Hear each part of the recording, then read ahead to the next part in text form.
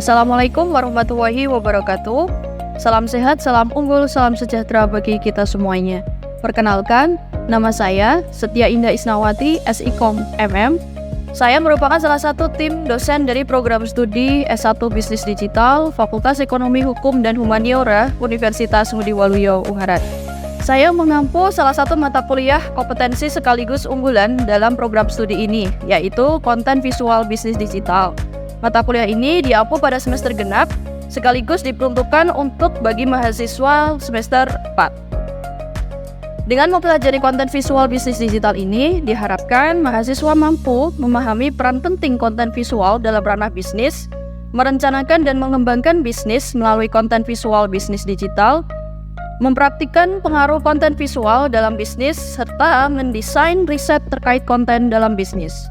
Pokok bahasan yang diajarkan dalam konten visual bisnis digital ini antara lain dasar konten visual bisnis, infografik, carousel, slideshare, quotes, foto dan video produk, GIF, meme, dan juga copywriting.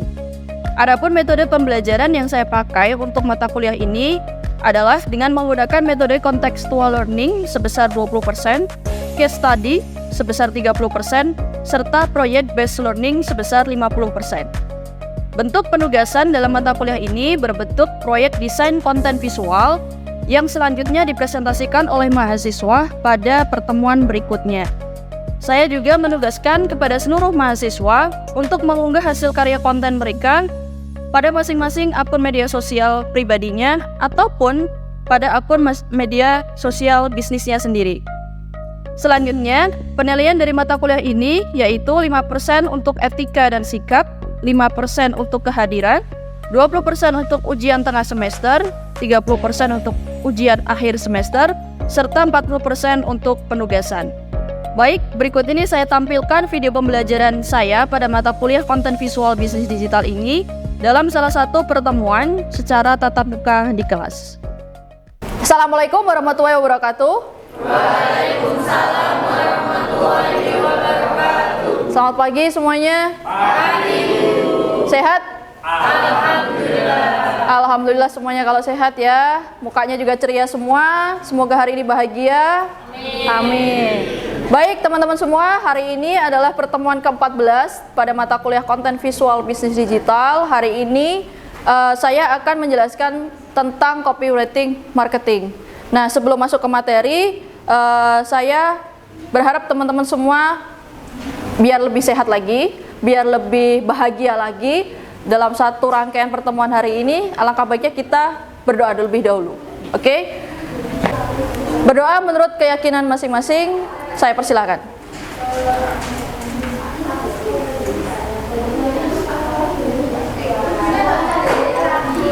Amin. Berdoa selesai? Oke, sebelum kita masuk ke materi, saya mau absensi dulu ya untuk yang hari ini hadir. Agung Setiawan. Oke. Indah Wulan. Furkon Wicaksono. Laili Dina. Oke, izin. Sirla Pagi. Hadir. Rani Milasari. Oke, izin. Ensri Rija. Izin. Kemudian Muhammad Gugah Runti. Oke. Selanjutnya Angelia Natasha. Firma.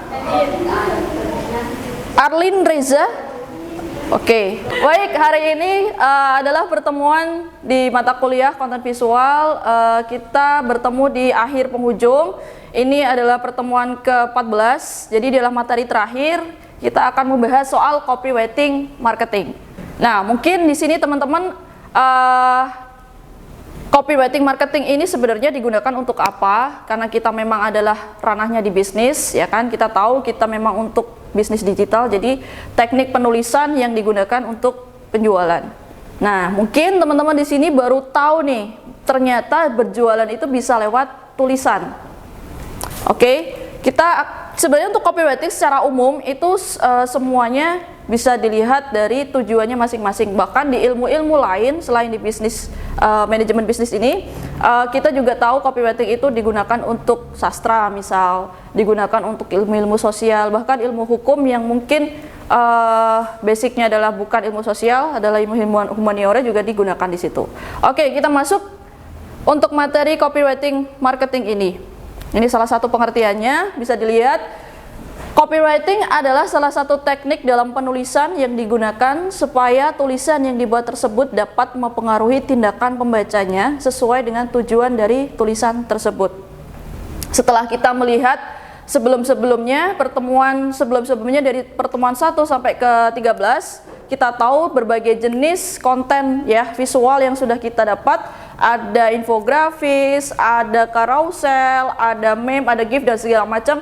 Ini adalah bentuk dari ujung tombak dari sebuah konten itu adalah tulisan. Mungkin teman-teman di sini semuanya kalian pernah merasakan kebingungan untuk menuliskan caption, misal di Instagram atau di TikTok, atau mungkin yang jualan lewat Shopee itu juga beberapa mungkin kesulitan. Apakah harus pakai hashtag? Apakah harus captionnya panjang? Apakah pendek? Nah, ini kita akan belajar di sini. Oke, ini ada beberapa kegunaan copywriting ya. Yang pertama adalah membangun citra perusahaan atau branding. Bisa dilihat kalau misal istilah zaman sekarang atau ekonominya itu adalah branding. Kenapa?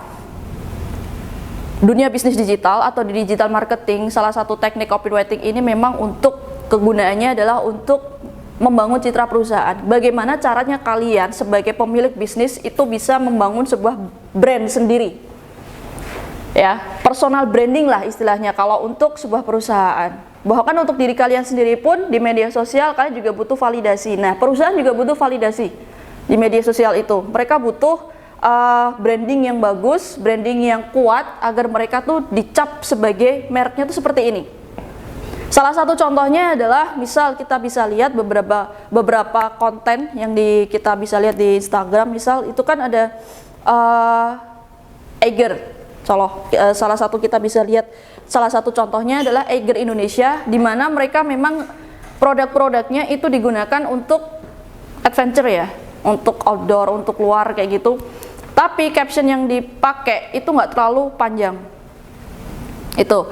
Dan mereka mereka memang nge-branding perusahaan-perusahaan besar itu kebanyakan mereka tidak menggunakan caption atau kata-kata yang terlalu panjang. Ya, ada juga yang memang panjang itu biasanya adalah yang non komersil. Contoh kayak info-info kayak akademik, kayak seminar atau mungkin ada workshop segala macam. Nah, itu biasanya captionnya akan panjang karena harus melihat 5W1H. Cuman kalau untuk bisnis, sekali lagi jangan menggunakan caption atau copywriting yang terlalu panjang, apalagi itu digunakan di media sosial, apapun itu media sosialnya. Kemudian yang kedua adalah mengajak audiens secara emosional. Emosional dalam artian kalian semua itu kan punya perasaan ya, punya hati ya. Ada yang punya hati? Punya, Bu. Alhamdulillah punya. Oke, nah manusia itu pada dasarnya punya hati, punya perasaan, dan punya emosi. Emosi ini dalam artian bukan yang marah ya, bukan yang kecewa, marah segala macam, enggak. Tapi senang, sedih, apapun bentuk perasaan kalian itu namanya emosi. Salah satu bentuk dari bisnis kenapa kita audiens atau masyarakat umum secara emosional, artinya gini, ketika kalian atau masyarakat itu melihat caption yang kalian buat, itu artinya mereka tergugah untuk entah melihat atau untuk nge-share konten itu misal, atau untuk hanya sekedar likes atau komen. Ya, itu salah satu bentuk konten yang menggunakan teknik copywriting yang bagus. Itu sebenarnya ini bukan ranah bisnis sih, tapi mungkin teman-teman di sini tahu akun di Instagram Vogue Aktif, tahu? Nah, itu sebenarnya ranahnya bukan ke bisnis, tapi di balik itu dia saat ini ya, semakin hari saya amati juga mereka sudah melihat ada peluang bisnis di situ dengan cara endorsement. Mereka banyak menerima endorsement dari perusahaan-perusahaan besar yang langsung besar loh, yang kayak pernah juga sempat endorse produk lokal biasanya. Mereka support band lokal banget. Kayak Ventela kayak gitu-gitu, produk-produk lokal yang memang mereka terima untuk endorsement dengan cara melihat copywritingnya, dengan cara mereka menggunakan teknik copywritingnya. Kalau misal teman-teman lihat akun Vogue aktif itu cuman kayak backdropnya cuman background putih doang dengan tulisan yang hitam, udah selesai. Hanya kalimatnya pun cuma satu kalimat. Nah dari situ bisa dilihat ya bahwa teknik copywriting untuk jualan, bukan hanya untuk jualan, untuk menggugah audiens agar tertarik melihat dan membaca, itu tidak butuh kata-kata yang panjang. Karena yang namanya media sosial itu butuhnya audio visual atau visualisasinya, bentuk gambar ataupun video bergerak. Yang sekarang saya yakin teman-teman di sini lebih suka melihat visualisasi dalam bentuk gambar daripada tulisan. Iya apa enggak? Iya. Sip, itu. Kemudian mempromosikan produk dan jasa, ya karena memang kita ranahnya adalah tujuannya untuk berjualan, berdagang, berarti memang caption itu atau copywriting tadi digunakan untuk menarik pelanggan untuk berjualan. Kemudian yang keempat, membangun brand. Nah ini biasanya digunakan oleh perusahaan-perusahaan atau pelaku usaha yang awal. Biasanya pelaku usaha di awal yang masih dari nol, mungkin teman-teman di sini punya bisnis, nah itu biasanya akan digunakan untuk tujuannya membangun brandnya dulu. Jadi mereka tidak melihat penjualannya, mereka tidak melihat pelanggannya siapa, tapi mereka lakukan untuk menggunakan copywriting marketing ini adalah digunakan untuk membangun brand, image-nya mereka dulu. Itu. Kemudian yang kelima adalah meningkatkan penjualan, ya karena memang tadi selain mempromosikan produk dan jasa, juga ujung tombaknya adalah untuk meningkatkan penjualan. Apalagi kalau kita nggak berjualan, ya kan? Tujuan dari bisnis dalam bentuk copywriting marketing ini tuh kan tujuannya adalah untuk jualan. Yang terakhir adalah terhubung dengan pelanggan dari berbagai platform. Kita ranahnya bisnis digital marketing itu salah satu tekniknya adalah untuk menghubungkan berbagai platform. Salah satunya kita lihat bagian ini. Call to action atau CTA. Teman-teman di sini pasti mungkin ada beberapa yang baru dengar istilah call to action atau CTA, tapi pada dasarnya kalian akan sering melihat ini, ada download now, kontak now, shop now, upload, register now, dan segala macam. Ini adalah satu contoh tentang call to action. Biasanya di website atau mungkin misal di tampilan Shopee, itu akan diarahkan ke diarahkan ke chatnya. Atau mungkin gini, di website kalian mungkin pernah belanja online di website resminya, misal kayak uniqlo.com atau matahari.com. Itu biasanya di website resminya mereka akan menampilkan call to action berupa chat WA. Di bagian bawahnya misalnya ini tampilan website di laptop, biasanya di sebelah sini itu ada gambar atau logo WhatsApp. Ketika kalian klik WhatsApp tadi, logonya itu akan diarahkan langsung ke aplikasi WhatsApp-nya untuk menghubungi si penjual itu. Nah itu namanya call to action. Paham ya? Paham. Oke, ini. Kemudian ada beberapa jenis CTA atau call to action tadi. Yang pertama adalah lead generation. Contohnya di sini ada Seek Up Now. Daftarkan diri Anda di sini. Salah satunya. Kenapa bisa dibilang lead generation? Karena dia biasanya tulisannya besar. Atau mungkin dia memang tujuan utamanya CTA itu adalah untuk mengarahkan mereka ke platform yang lain. Ya, jadi untuk dilihat bahwa misalnya kayak Seek Up Now, daftarkan diri Anda itu biasanya register dulu atau apalah. Kemudian yang kedua lead nurturing, ya biasanya penawaran event, layanan gratis, demo produk atau video teaser yang mungkin ada produk baru, dibikin video teaser ya, kemudian di-linkkan ke YouTube-nya mereka. Biar kenapa? Biar YouTube mereka, konten yang mereka buat di YouTube itu juga banyak viewers dan like-nya. Tujuannya tuh itu. Kemudian atau mungkin di-link ke TikTok-nya, atau di-link ke Shopee-nya, atau di marketplace yang lain.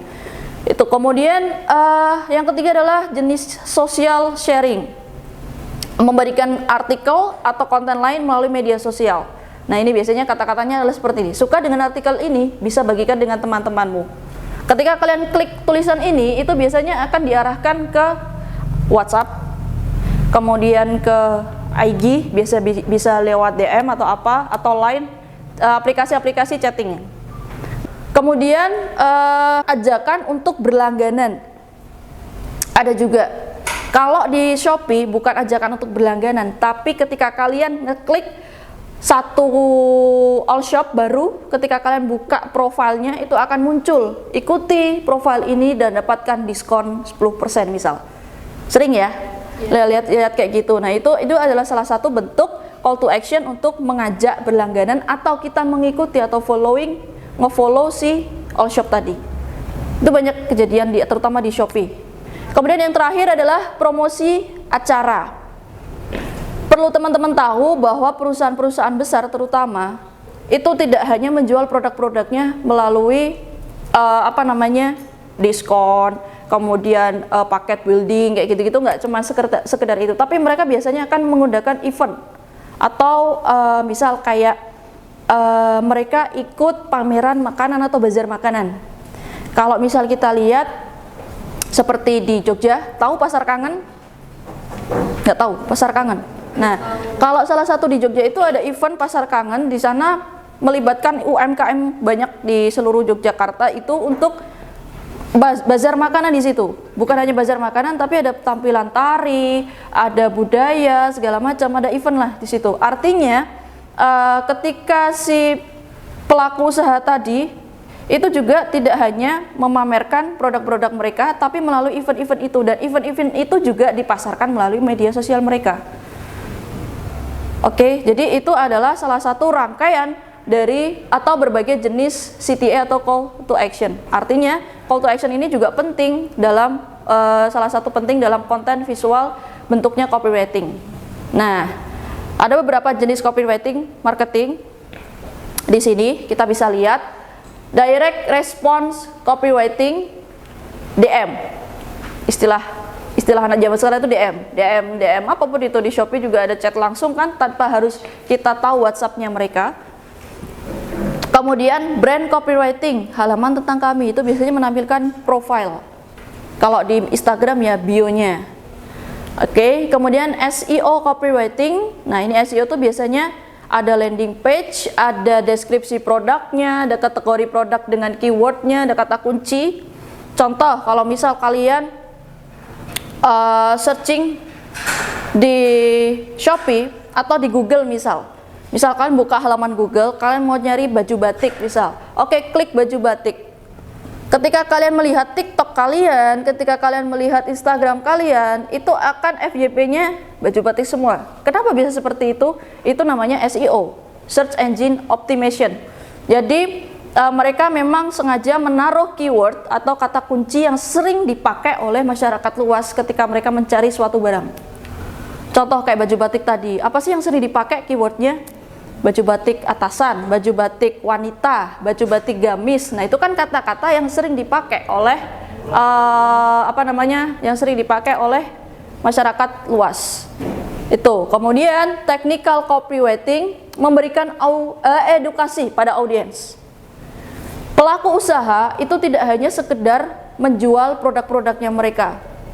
Oke, dari konten-kontennya mereka juga sering nge-share tentang informasi-informasi yang mereka jual. Contoh, mereka jualan sepatu atau merek apapun itu ya.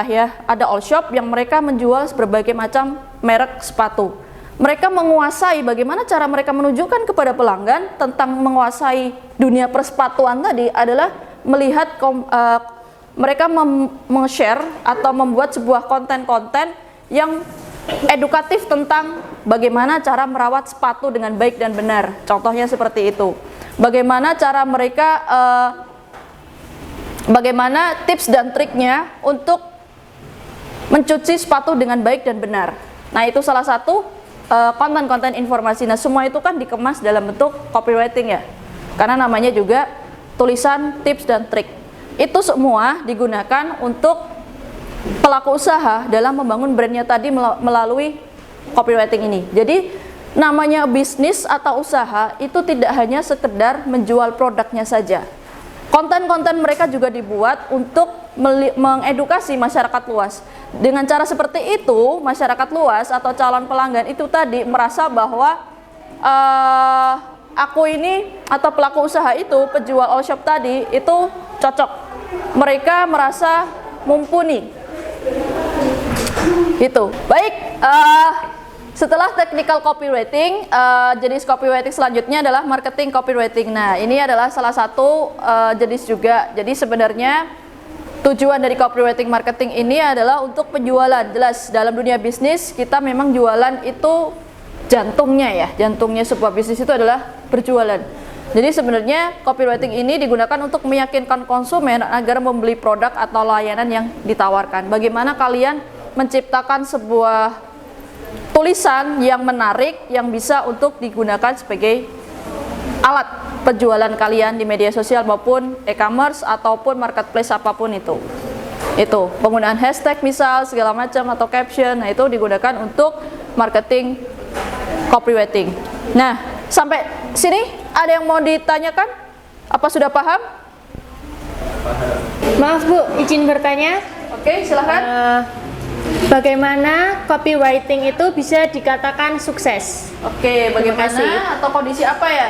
Ya. Copywriting itu dikatakan sukses. Oke, baik, pertanyaan dari Ulfa sangat bagus banget.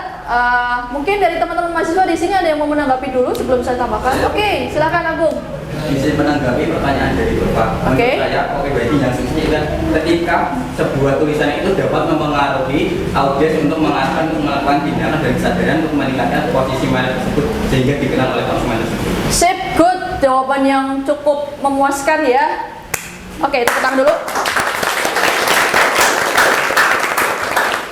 Oke, bagus untuk jawaban dari Ago yang pada intinya adalah kapan copywriting itu ya bisa digunakan atau bisa dikatakan sukses adalah ketika tulisan tadi itu bisa menggugah calon konsumen, bisa melihat calon konsumen itu bisa melihat dengan tulisan itu bahwa wow, ini bagus loh produknya. Pada intinya adalah seperti itu.